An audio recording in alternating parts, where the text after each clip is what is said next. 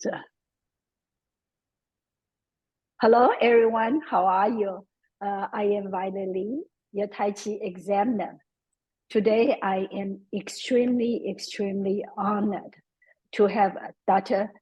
John Painter with us. And Dr. Painter is a highly accomplished individual, and both in his line of work as well as in the internal martial arts. And he have practiced and teaching the internal arts for years. As a matter of fact, many of the students trained by him and certified by him, and they have become, great teachers.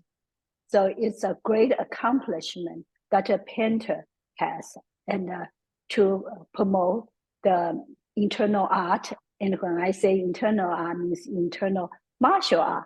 Of course, it's very interesting for the Chinese martial art. And in many ways, it also has a huge health benefit.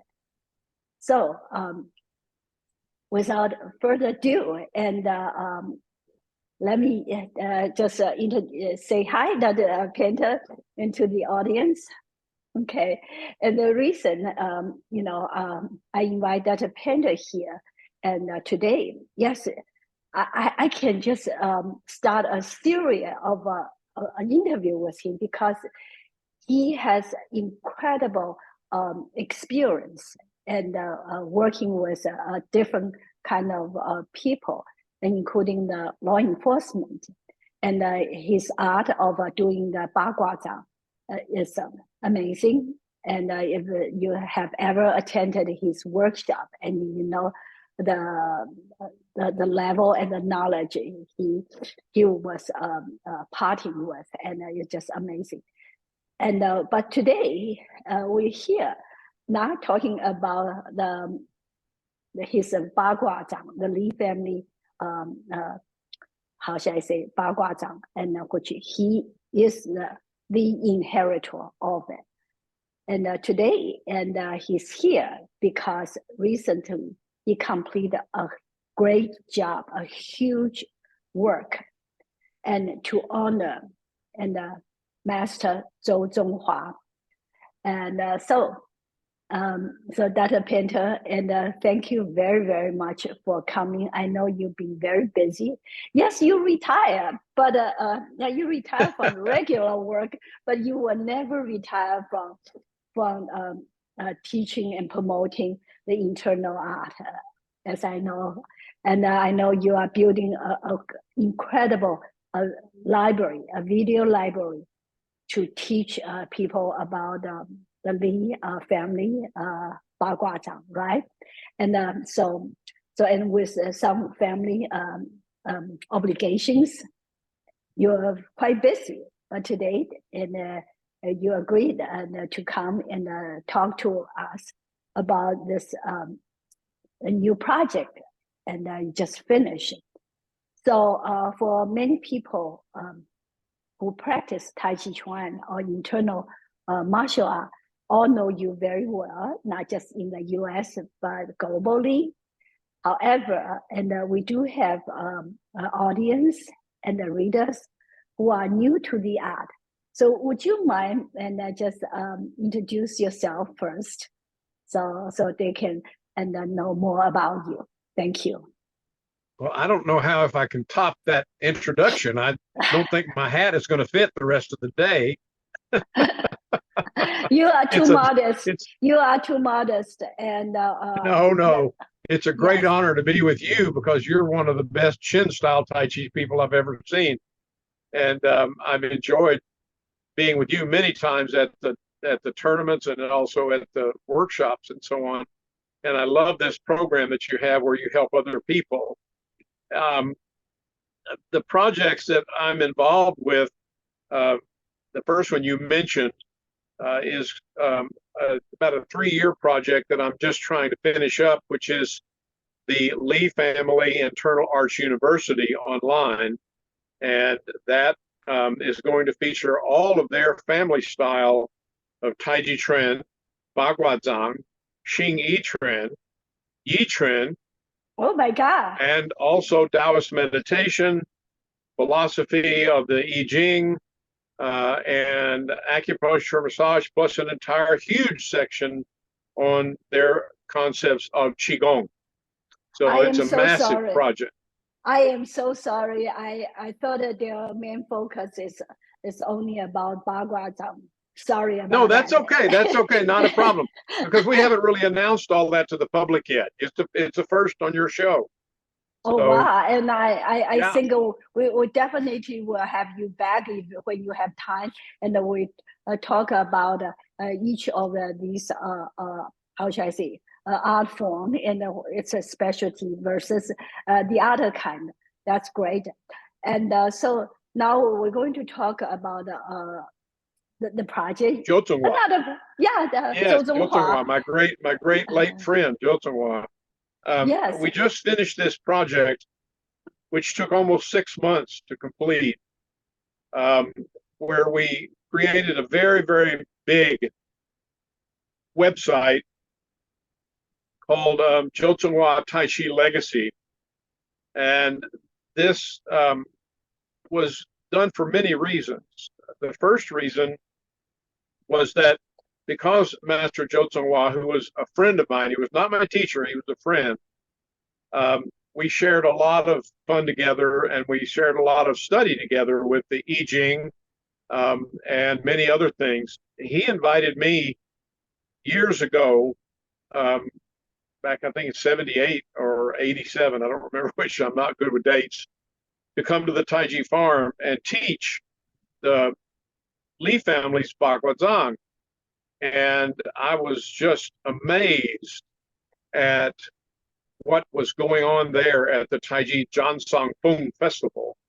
It was incredible. Um, he had opened this to the whole Tai Chi community, the whole internal arts community, and it was so amazing. Um, this was one of the places I called it. I said on the website, I said this is Taiji Camelot because everybody comes, and it was like King Arthur. You know, he had the round table where everybody was equal. Well, Zhou Zhenghua had the same idea. Everybody, all the teachers, all of them, they came together. They were all equal. They were all sharing. There was no arguments. There was no putting anybody else down. In fact, he would be known to say many, many times if he heard somebody saying something about another teacher, he would say, "Don't criticize," you know, and he would look him right in the eye with that dragon look again. So it's very, very neat, and Dr. Penton for sharing with us some of the facts and also stories. And let me just show. Oh, sorry, upside down. Backwards. There you go. Yeah, this book, and well, it looks like in good condition because this is I bought quite a few copies. My original copy was really used up and really in bad shape. But when I first started Tai Chi Chuan about 27 years ago, and so I wanted to learn more, and not just the movement and exactly what it is. And this was the only book available that time on the market, and there's no YouTube or anything I could learn from, and it just, yeah, very, very good and very profound, and he included a lot of information there, and also some of the drawing about the forms. So he had the right idea to show people how to do the movement. So yeah, there are hundreds of drawings. So yeah, it's in its 11th printing now. So you know, it's been out. Yeah.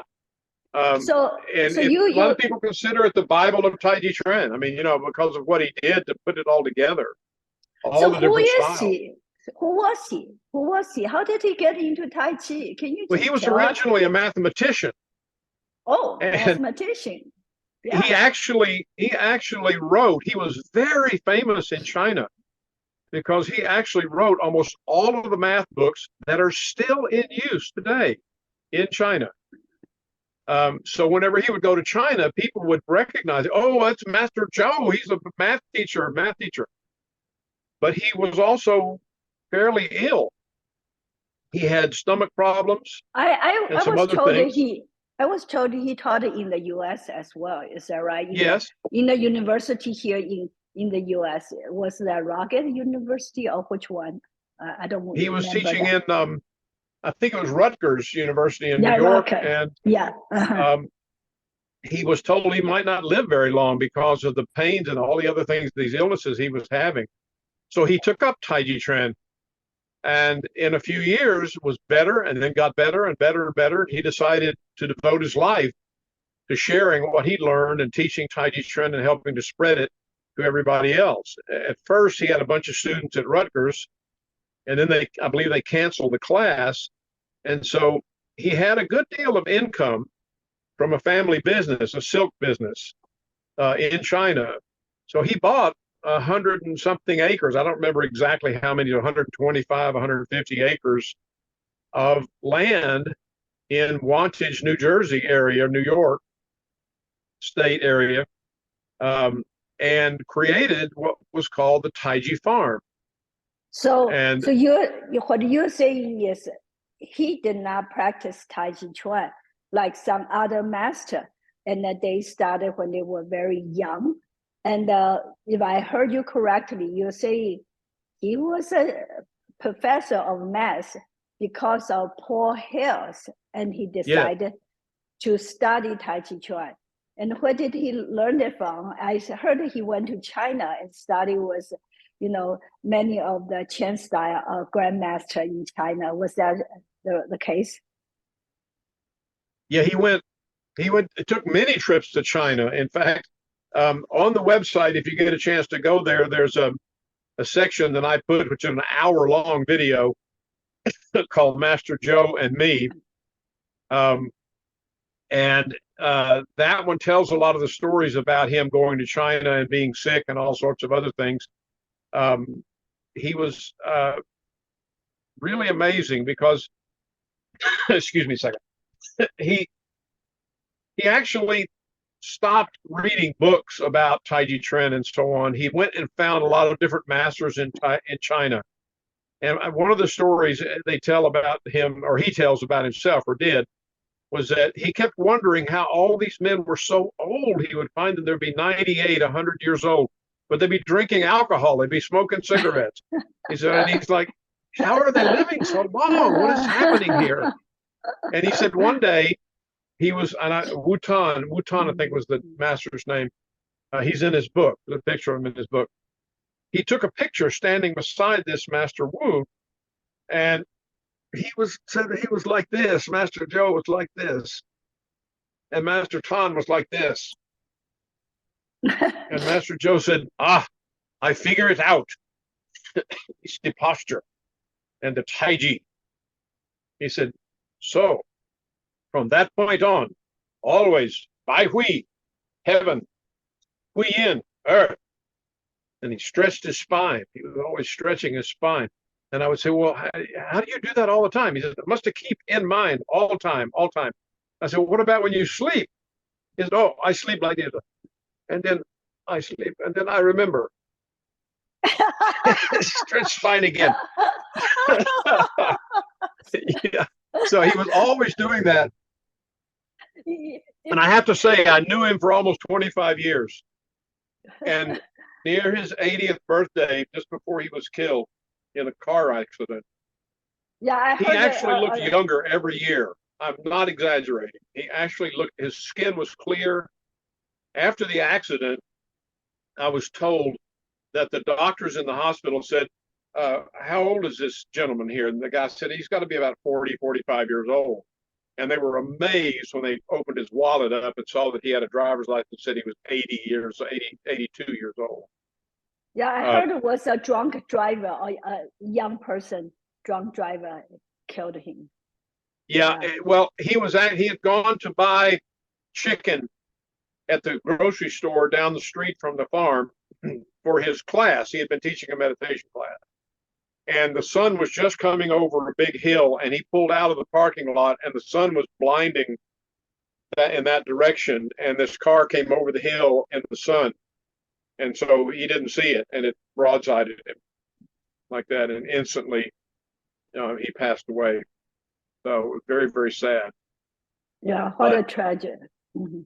But he was, he would he would tell me many times, we would get together and laugh about things, and I would say, well, you're still doing your martial art, and he would go, yes. I would say, okay, well, what are you going to do with your martial art? He said, when I'm 90 years old, you come and see me. I punch you, I kick you.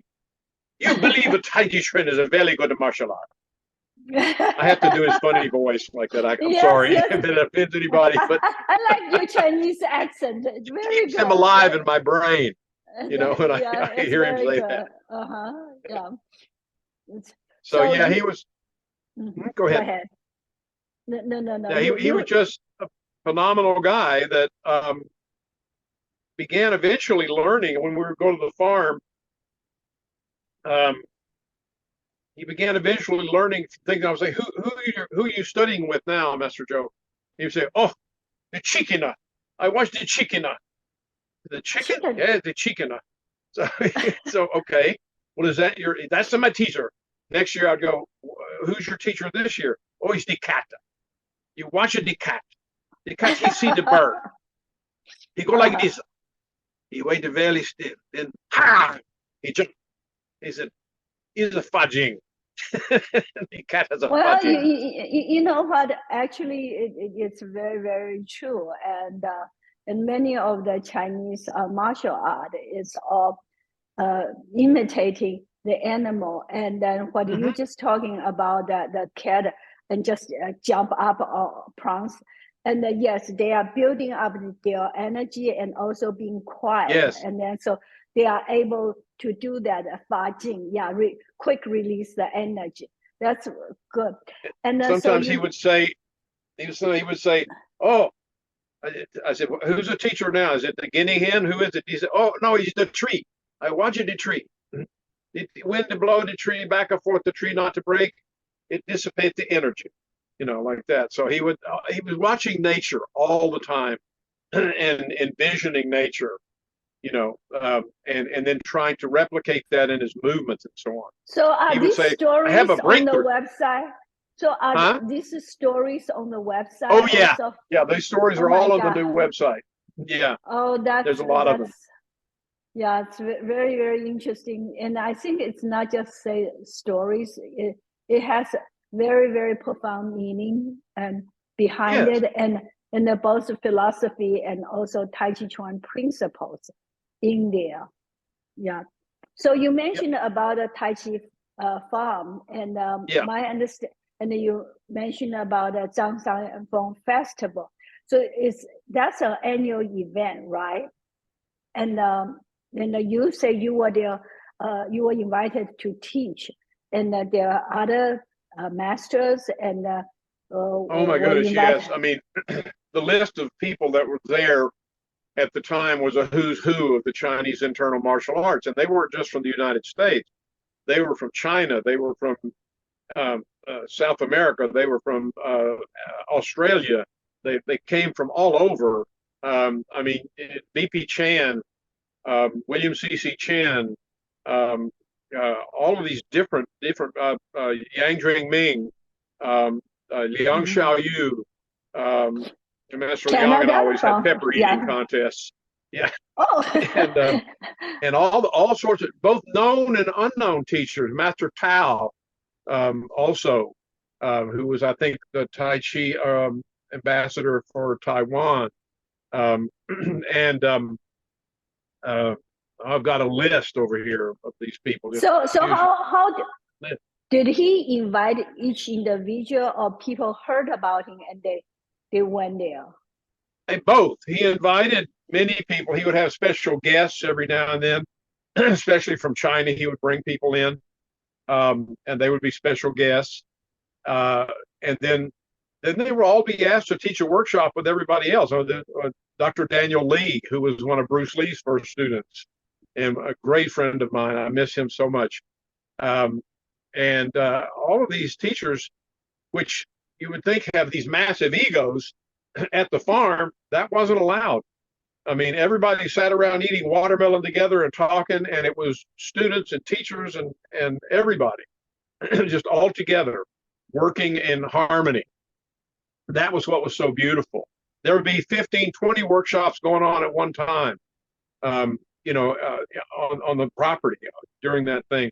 And then everybody would gather together for lunch, and then they would break up and do it again. It was an all-day thing. I mean, it went on from 7 in the morning till about 6 or 8 in the For how evening. many days? For how many days?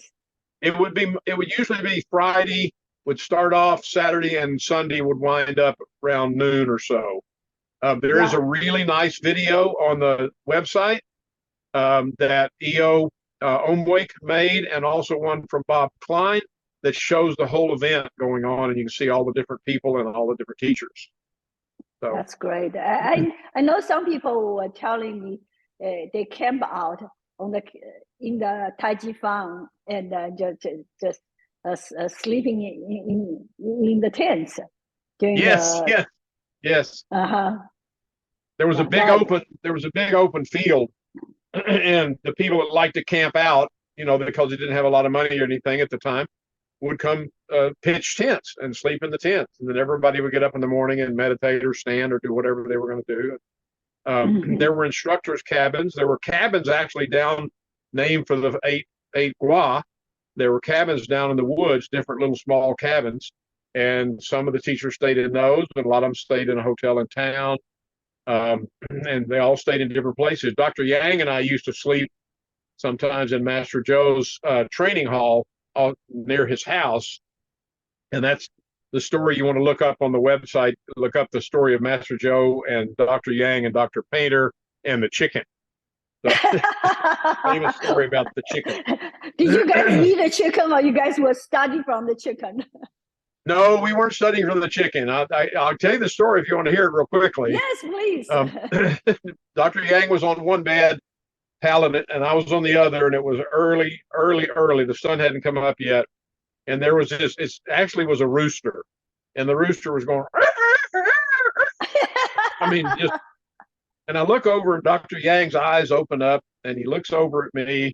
He says, he just shakes his head. And I looked over at him, and I said, I hate that chicken.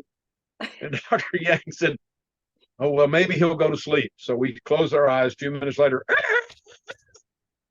well, Dr. Yang looks at me and says, let's kill that chicken. Oh, no. I said, okay, I'm all for it. So we open the door and go out. We're in our underwear. Oh, my God. And there's a deck right outside his training hall. And the chicken's right off the ground there. And Master Joe's house was just right next to the training hall. The deck went here, and then that was his house. So this rooster's walking around out there like this, and Dr. Yang gets a big stick and he hands it to me, and I'm chasing this chicken around trying to hit it, and it's running away, going like this. All of a sudden, the light on Master Joe's house on the back door goes, ching, comes on. The door flies open. This is the truth. The door flies open. He's standing there in this long silk robe, looking at us with his arms crossed like this. And he points at the chicken, the rooster, like that. And the rooster walks right by him into the house and looks back at us and goes, "Pah!" And he says, not to hurt my pet. And he slammed the door. He slammed the door. Are you kidding? No, I'm serious. And Dr. Yang and I look at each other and go, like two little kids, we're in trouble now. Oh, no. No. So we didn't Master Joe didn't say much to us for the first 3 hours of the next day. He was kind of unhappy with it. But at least we didn't kill the chicken. So that was that. Oh, my God. That's so funny. But oh, it was a lot of fun. How did he communicate with the chicken? I wonder what kind of I don't know. Don't ask me that. I have no idea. I have enough trouble communicating with my cat and my dog, so I don't know. The same here. Yeah. Wow. That's incredible. So fun. And Oh, you know about the goat. You know, he also had a pet goat called Happy. And Happy okay. would, Master Joe at 79 or someone would chase Happy up and down the street, the wooden, uh, the dirt road. And Happy would turn around and charge at him. And he would grab Happy by the horns and they would have a push hands contest. So he pushed hands with his goat, Happy. Uh-huh. And Happy the goat just had the run of the place. He just walked around looking at everybody's workshops and, you know, kind of laughing and walk away. Mm-hmm. So normally how many people will be at the farm during Oh my the gosh, festival? when I started going, anywhere from 250 to 300 or more Oh my God. would come. Wow. Oh yeah, it was like going to Six Flags over Texas. You know, it was just incredible. There were 400 people all over the place. You know, maybe 250, 300, something like that. Loretta Wallering would know better the exact numbers, but there were a lot of people. I mean, we had like 15 or 20 workshops going on at one time, and almost everybody had 20 or more people in their workshop. You know, each wow. Uh-huh. So, you know, and then they would trade off. So we do the same workshop, you know, and some of the people could get in the other one. So there was a lot of room out there. Of course, there was a river that ran through the place, and there was a area that BP Chan created, which he and I used to play in all the time. Master Chan and I, called the Bagua Garden, and they had workshops down there. Sam Masich would be out there. He would be teaching Xingyi or something, and all these different people would be doing all sorts of different workshops. It wasn't just Tai amazing. Chi. They are all internal arts, right? Oh yeah. They would have Tai Chi, Luo Bafa. They would have, you know, do Mulong Fan. They would come back and do Bagua Zhang, and there were 2 or 3 different Bagua Zhang people, including myself and others. Chin style, Wu style, Hao style, Tai Chi Chuan. You know, there was not much Shaolin or anything, but there were most of it all was internal practices. Each one, all these different people would come and do each one in the mornings. So it was, you know, great. Well, I see Wong, many different people. So in these teachers, and Qigong classes as well. Yeah. Mm-hmm. So I have this book, and I also have another book. I think it's about meditation. And so, how many books in total did Master Zhu wrote? Did he write? How many did he write? Yeah. Yeah, he wrote 3 that I know of. I mean, I don't think there were any more. He did publish a great deal of the Tai Chi Chuan newsletters from the farm, and they make up almost the whole book by themselves. They are also on the website for free. You can go look at them all and read every one of them. All of the newsletters. We have to thank Dr. Jay Dunbar for that. He's the one that helped supply those. So he was really quite instrumental. But he wrote 3 books: the Tao of Tai Chi Chuan, the Tao of Meditation, and the Tao of the I Ching.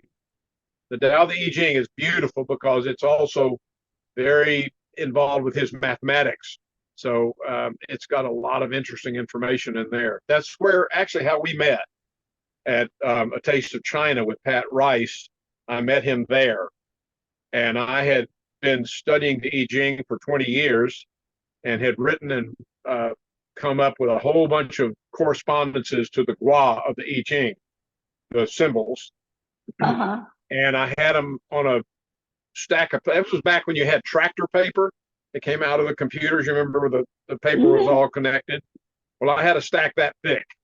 Oh, and it was everything from Qin, Kung, Xian, Wu, and so on, all the different correspondences and how this related to the liver, the kidney, the energy, the time of day, and so on and so on. And I wanted to show it to him, and I wanted somebody to introduce me to him, and nobody would because I didn't know him. So I just went over and introduced myself. I said, "Hi, I read your book on the Tao of the I Ching. I'd like to ask you if you'd look at something." And so he said, okay. So I rolled it all out on a big, huge table about 8 feet long. And he's going, "Oh, oh, where you get this? Where you get this? Where you get this? No. And I said, I looked it all up. I had about 8 books on the I Ching in Chinese, and there's not all the same information in all the same books. They're all different. He said, yes, very good, very good. We go eat lobster. So we went off to dinner to have lobster. That's what he called it. And then from that point on, he said, is this your Baguazhang? Is Baguazhang Indonesia? I said, yeah. This is, we use the I Ching in the Baguazhang. Many systems don't. We do. And he said, I want to see it done. So next thing I know, I'm demonstrating for Master Joe. You talk about being nervous. Oh my goodness. You know, and he says, you come to the farm 1 week after the festival, right after the festival, you teach 1 week along every year from now on. Oh, that's why the traditions follows. I Yes. remember at the Tai Chi Yes, Gala. called the Gathering of the Circle. Yeah, and we started off with 5 students that first year. After that, 20, 25, 30, 50, 60, 70, 80 people at the time were coming learning the Lee family Baguazhang because he liked it. And the other thing that I think was my greatest thing for me, because it's a kind of an unknown system, it's a family system, and it's not as well known. Master Tao was there with Master Joe, and they were watching David Briggs, who's a great Chin stylist. He was one of my students early on, but he's also a fantastic teacher of Chin style. And we were doing Baguazhang push hands and circle walking push hands, throwing each other around in all the places. I saw Master Tao looking, and I went, "Oh no, let's stop, nervous." And Master Joe says, "No, go." So we did it some more, and then Master Joe comes up and he says, "Master Tao," he say to me, I said, "What?" "That very old Sichuan Baguazhang. Nobody knows this Sichuan Baguazhang." Yeah. How this white guy know this Sichuan Baguazhang?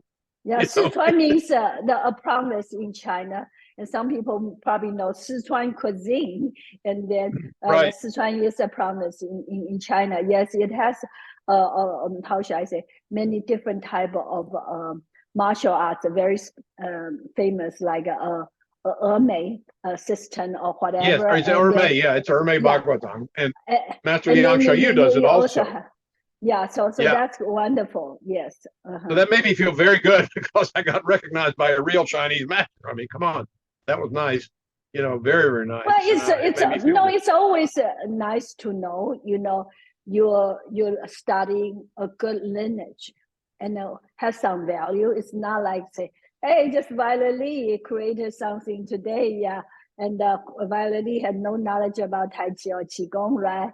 And then you learn from a great lineage and has a lot of knowledge and a skill there, and then being recognized by someone who knows that. It was wonderful.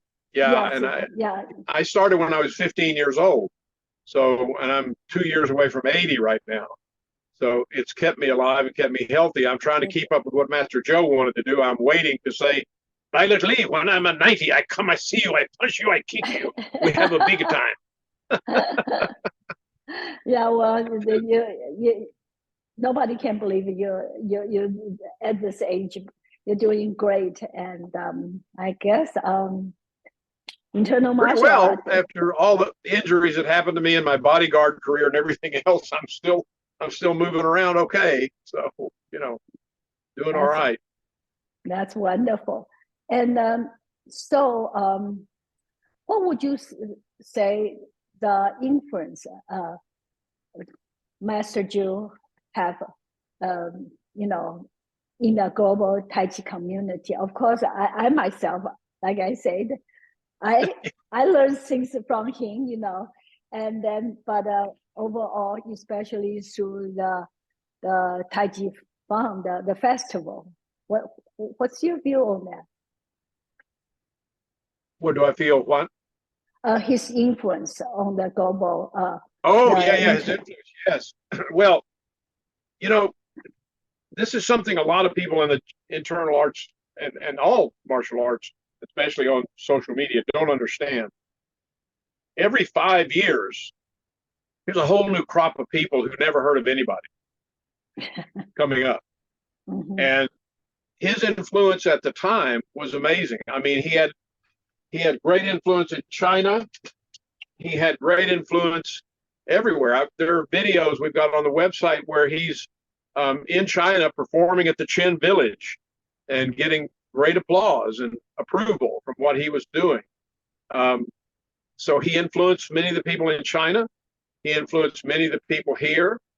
The fact that he brought so many people to the Tai Chi farm originally, those people, when they were just beginning, were getting the benefit of all these teachers, these great teachers and masters and so on. And they grew up and became teachers and inspired other teachers who inspired other teachers. This is how you become immortal. This is the lineage that you become immortal with.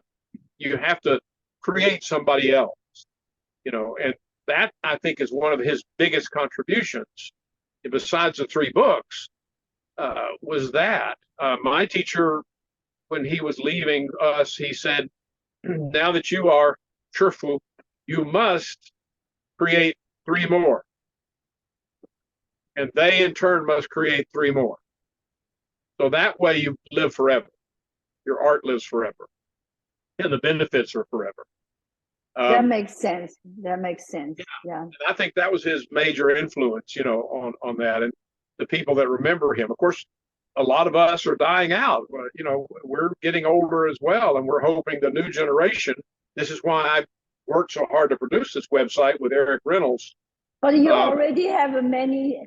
You have trained so many students, and they're doing. And I have great. 3 Sifus I already created, so I'm okay. I can retire. I'm dead any minute. No. Right. You got. Well, I guess nowadays, we don't need to limit just to 3, right? Yeah. And I think with your knowledge and your skill and your attitude, you can influence so many people. And I'm so glad that you're working on the library and to bring the complete art together and to present to the world. That's wonderful. So I like to go back to the early question, and we are having so much fun just talking about Master Joe, right?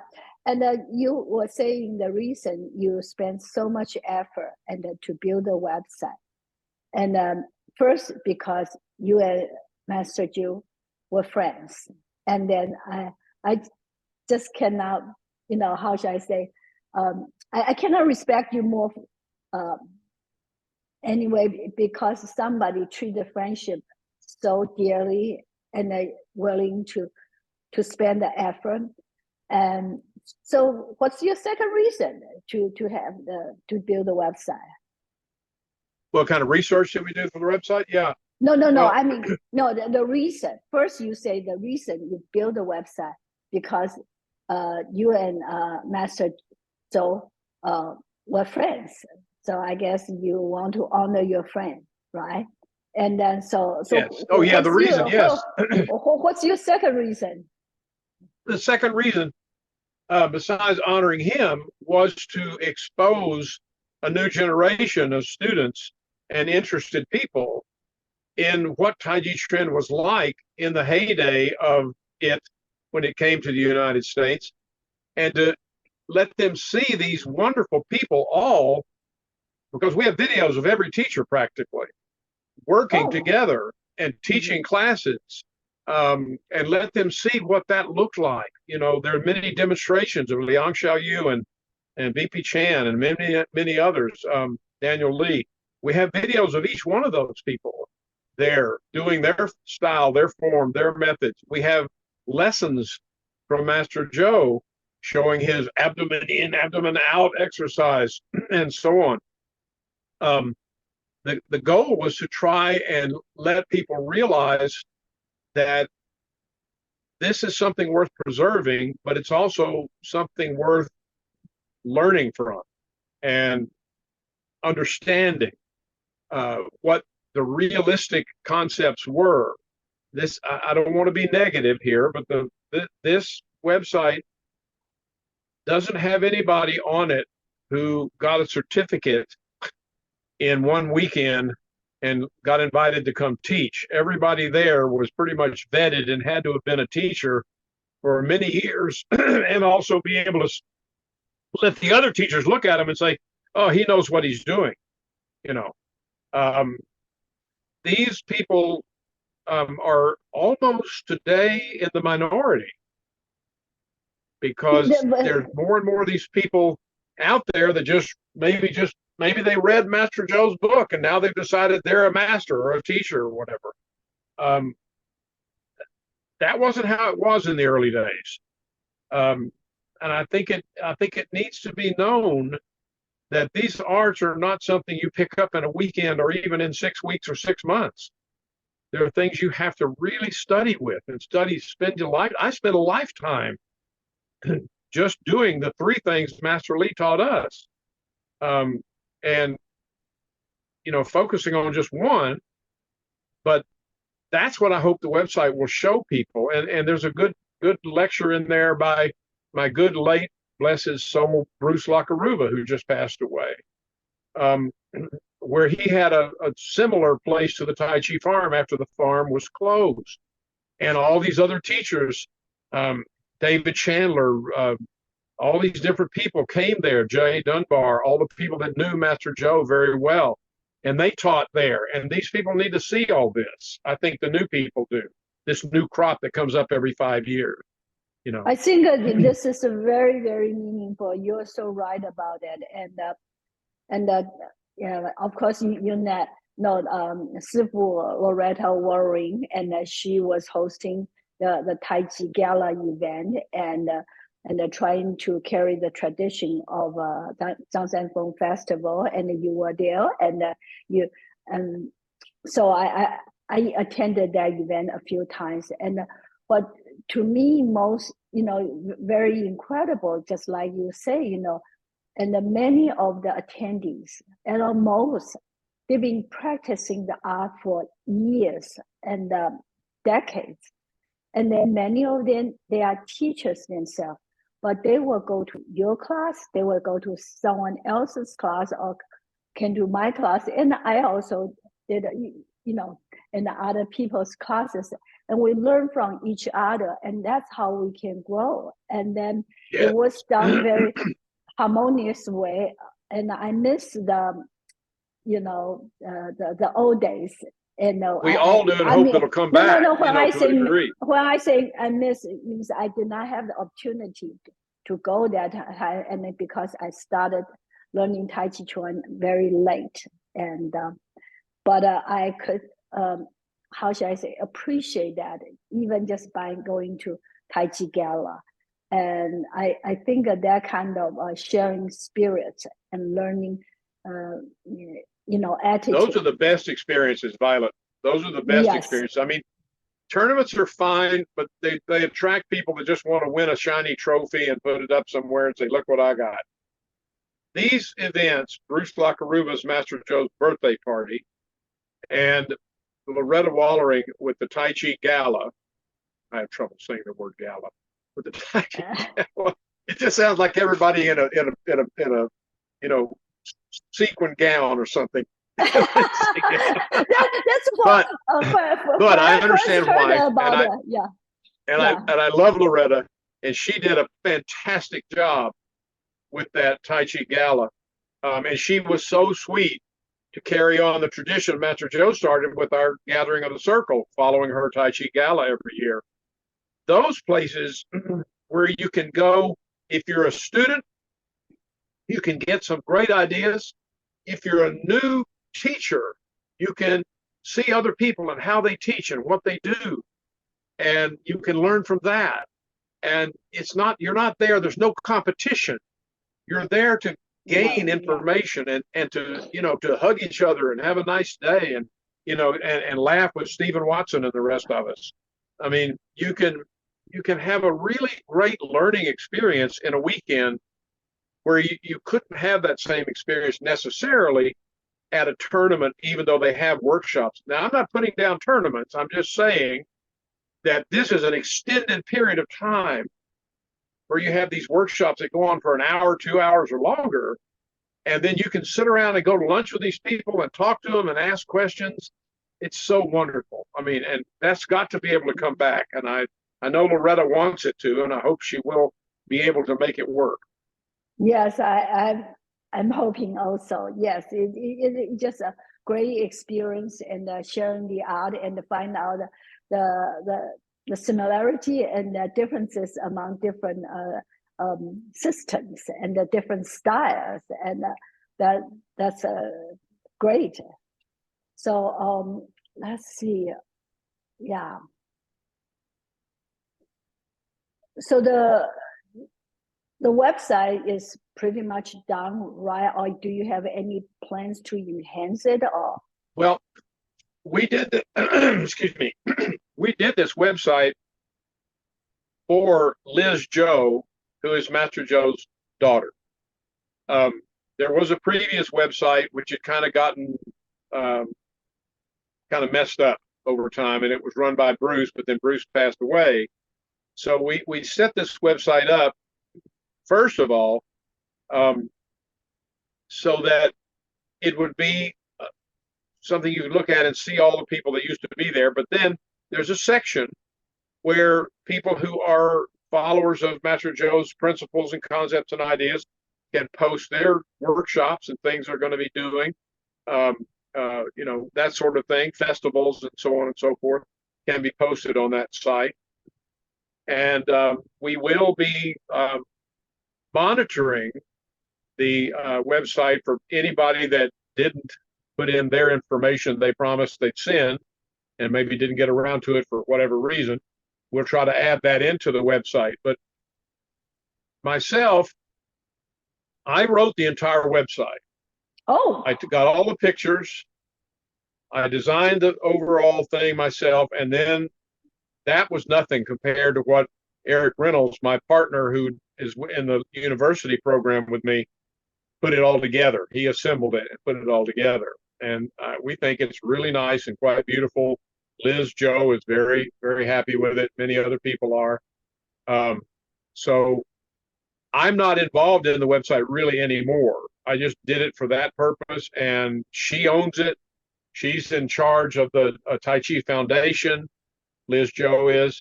She's the one selling Master Joe's books, and so on. And she's letting us sell them on our store, the Gampa store. But yes, it's possible that things could be added to it in the future if somebody would like to. But we'd like to keep it with the same principle and theme and idea that we set it up with originally. We don't want to have it turn into something else or become, an ad for my stuff or an ad for Billy Smith's stuff or somebody else's stuff. We wanted to stay particularly Master Joe and his followers and the people that would like to see what his principles and ideas were all about. mm-hmm. Excellent. So just in general, you want to share those principles? What do you mean by principles? Well, open this. You'll find every one of them. They're all there. His principles and ideas of Tai Chi Chuan and internal arts and what he thought they were about. I mean, you were mentioning earlier about Qigong. You cannot be an internal arts teacher, even if you do the martial part. As many people think of me as a martial guy only. If I wasn't for Lee family Qigong, I couldn't be sitting here talking to you right now. I'd be dead. I was supposed to have died as a young boy, and my teacher kept me alive with his Qigong. So I know and understand that, and all Tai Chi Chuan teachers and all internal martial arts teachers, if they're taught by a really true master, he will tell you, yes, you may be able to hurt people, but first you must be able to cure people. First, you must be able to help people. Can I stop you for a second? You got me very curious. And you say your teacher cure you with qigong or qi. And then did he actually render the qi to you, or he taught you some qigong exercise, and then you help yourself to revive your health? Yes. Which way? way worse? The doctors told my parents when I was 13 years old that there was nothing they could do for me, that I probably wouldn't live to be 16 or 17. That I had wow. they didn't know what it was. They couldn't figure it out, but my immune system wasn't working correctly. Master Lee took me in the backyard. He lived next door to us. My father had helped him get a house after they got away from the communists in China, and they had a restaurant in East Texas. He took me out in the backyard. He made me take off my shoes, and he told me to stand and stare at this big giant pine tree, and then to hold my arms like this, like I was hugging the pine tree. And you were 13 and you listened to him? 13, and he went inside and started drinking tea. You know, he's going inside, he's drinking tea, reading the Chinese newspaper. And I looked around and I said, what is this? What are we doing? He said, you don't want to learn, you'll go home. So I went home. The next day he comes back. He puts 4 building bricks straight, one on top of the other, no spacers, no nothing, just solid bricks. He looks at me. He's about your size. He looks at me and he puts his hand over that and he slaps it. And the middle brick shattered. And the 13-year-old boy went, oh my Buddha. Look at that. I said, how did you learn to do that? Will you teach me that? He says, yes, I show you that. You must be very strong. I said, okay. What do I do? Anything. He says, you go look at the tree like this. So that 13-year-old boy stood there and looked at that tree till he almost grew into the ground. Now, when we took me back to the doctors a year later, they said it was all gone. Whatever it was gone. Today, we know a number of things. Holding the postures to create Tsung. Okay? Release of unnecessary tension. Meditation, true meditation, where the mind becomes still. But the most important thing that's just been discovered recently that was known for years earlier was standing in the back with no shoes on the dirt. Today, they call that grounding or earthing. It's a whole big thing. We didn't know. He just said, yeah, he just said the chi from the earth is curing you, making you better. You, the tree. We also know the tree, especially the pine, gives off an enormous amount of oxygen, which increases your oxygen uptake. So all this stuff going on, and the tree was also where my back would be, the yang part of the body would be against the sun. So the sun would be shining on my back, warming it. So all of these things and the breathing exercises were his Qigong. And yes, here I am sitting here 2 years from 80, you know, having survived a lot of stuff. That's it. So yeah, that's and I teach this too. Most people don't know that, but most of my students, they have to learn all this as well. Yeah. That's so how long you make your students standing by a tree? My students will stand by a tree as long as they can not fall down. I tell them when your legs start to shake, stop. We come back, then we start again. So they can do that. And we have a whole section. Oh, Qigong, yeah. Next time we have Tai Chi Gala, I hope you will do that, and I will be there because I think I need it very bad. I'd be happy to share anything. Seriously, because I have a monkey. I have a monkey mind. I in general, I cannot just say, you know, not doing anything. So but I understand it's very important. We can let go and then just have that really quiet moment. So I need to go to your workshop. Yeah. There are many ways to learn stillness other than just sitting in meditation. I mean, there's lots of them. There's in Tibet, we have the bowl water meditation. We have many different types of meditation that don't necessarily mean you have to sit really still forever. If you do your Tai Chi Chuan. Yeah. So I mean, for me, Tai Chi Chuan is very suitable because Tai Chi Chuan is very complicated, right? So my mind will not going away. The monkey will not run away easily. So it is good, but I also believe I should just do nothing and just like standing there, hugging a tree, or sitting like you say, you know.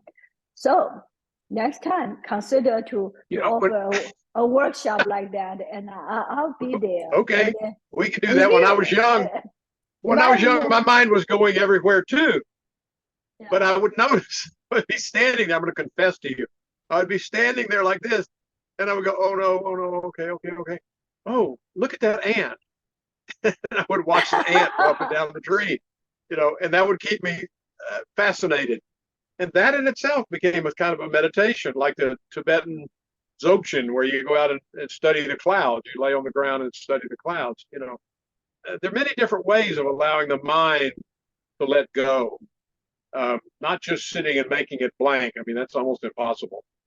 So yeah, we'd be glad to do that. Sure. Interesting. Maybe we can do a class or not, you know, like this format. And sure. If you have time, and I know you're busy, but this is really, really fun. And talking to you, and especially hearing all those interesting stories, how you guys try to murder a chicken or rooster. Next time, well, if we can't laugh, there's no sense in being here. Yes, that's very, very true. And do you have any questions for me, or any expectations or things of final words of wisdom you want to share with the audience? I'd like for you to buy me a winning lottery ticket so we could create an island where we could have Tai Chi all the time. It's funny you say that. You know, I think it was 3 years ago. Yeah, 3 years ago, we were with a whole bunch of friends, and they were college friends. And I don't buy lottos. No, Master Joe bought them all the time. He was always buying lottery tickets. Yeah, I don't. And then, but that time, because you know the group thing, they say, okay. I don't do it either. The only thing I do is the I Ching. Yeah. So each of us contribute $10. And I loved your picture on Facebook today with the out in the road with the car. Did you click on that? There's actually video. I was actually doing that on highway. Yeah. Do you know the story about Master Joe and the speeding car? No. We were following him back. Can I tell you? Yes. We were following him back from New York. We'd gone to New York to visit William C.C. Chin, and we were following him, and he was in his big car, and we were in another car behind him, and he was, those mountain roads, you know, are like this, and he was going all over these mountain roads. He would drive very fast. And so we lost him, and we came over the hill, and there was his big cattle, and one, I think it was a Lincoln, his big Lincoln, a Tai Chi mobile, on the side of the road, County Mountie. Had him pulled out of the car. We're going, oh my God, he's going to, oh no. And we look, and Master Joe is out there with this cop, and he's arranging the cop's body, saying, okay, ward off is like this, and then you do a roller back here like this. And he was teaching this cop Tai Chi on the side of the road. And the cop was going for it. It was hilarious. We just drove by and waved. So next time when I'm being pulled over by a cop, I should try that technique. Do Tai Chi. Yeah, do Tai Chi. Don't give out tickets. That's so funny. It was very funny. Yeah. Master Lee once said to me, I said, you know, what, how am I going to do? I was doing this, and he goes, okay, very good. I said, well, how am I going to fight anybody using that? I can't. How am I going to fight somebody like that? I need to, know. You know, punch. And he goes, okay, you go somewhere. There peoples are come. They want to fight you. They attack you. Yeah. You just to go like this. and they all start laugh, and they fall down, and you run away. Said, what? And he says, no, punch him. And I went to punch him, and I got pressed, and boom, I went flying across the yard. He said, you're not ready for that yet. Understand. So, yeah. Yeah, well, it's interesting, you know, with you talking about Master Joe and Master Lee, and they're really special, right? And that they can teach us a lot of really, really important things in life, so profound. But just tell, you know, like a joke, right? Mm-hmm. And I guess that's master. You get to that level. You live in the art, so it come out that way and very naturally. And it's not pretentious or anything. It just very naturally. Yeah. We would go eat breakfast with Master Joe at a place called Country Dream, and he would go in there and he would stick his leg up on the table and show the waitress his calf muscle, and then and she would just think he was crazy. And then he would get up and he would start showing people in the restaurant how to do pullback and rollback and all, and, you know, board off and so on. And the whole restaurant would end up doing Tai Chi half the time. You know? So he was always doing that and always moving. We need him. Huh? I said, we need him back. The world needs him back, right? Yeah. Oh, yeah, definitely. Yeah, definitely. So I was talking about the lotto story. Okay, so we collect the money together, and then in that evening we sat around and they say, well, what would you want to do if we won the lotto? Because each that time was like quite a lot of money, $1 billion or something like that. I don't remember, but each of us will get a few $1 million. So then when it came to my turn, and I said, well, I want to take care of my mom, you know, and hire the best care and caretaker I could find. And then, of course, that would not use up all the money. Then they said, well, what do you want to do with the rest of your money? I said, I want to promote Tai Chi. And then, yeah, maybe if I have won the lotto, then I will try to do something like Tai Chi farm, like you say, or go to an island and build a Tai Chi farm. Yeah. Yeah, that would be nice. I had plans to do that. I had some land in East Texas I was going to do that with, but my dad ended up having to sell it, and that didn't work out. I'm not interested in having a lot of money. I grew up in a family with money. But now I'm happy if I just have clothes on my back and food in my mouth, and I can take care of my wife and my children. And it's so much less trouble. You don't have to worry. You know, Lao Tzu says, have much and be confused. So I'm trying to divest myself of stuff. I'm going to be getting rid of all these books eventually, and many other things that I'd like to get rid of. So. Just to live a more simple life. I know it's all in your brand already, so you don't need to keep the copies. Yeah, for you. Okay. Well, I know we can keep talking, and this is a very, very fun and interesting. And again, thank you for coming. And maybe when you are not that busy, well, let's do it again. Yes, let's do it again. Okay. Well, we'll do it again. Yes, absolutely. Thank you all very much, and everyone. And I will put the website underneath this video, and then so if you have any questions, and then you can ask Dr. Painter or myself, right? And thank you all very much for watching this video and reading the article, which comes with the video. Okay. Thank you for having me. Well, thank you.